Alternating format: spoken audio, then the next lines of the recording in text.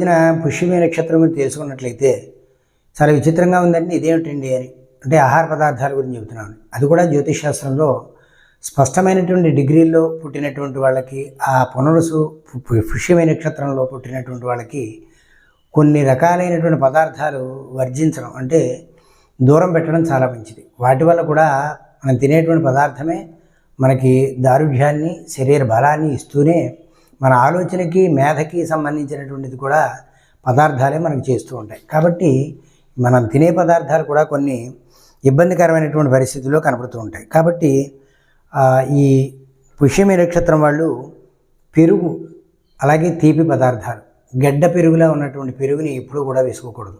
ఆ పెరుగులో నీళ్ళు వేసుకు తినడం వల్ల, అంటే మజ్జిగలా చేసుకోవడం కానీ, పెరుగులో కాసి నీళ్లు కలుపుకు కానీ తినడం వల్ల మంచి ఫలితాలు లభిస్తుంది. అలాగే తీపి పదార్థాలు సాధ్యమైనంత వరకు తగ్గించాలి.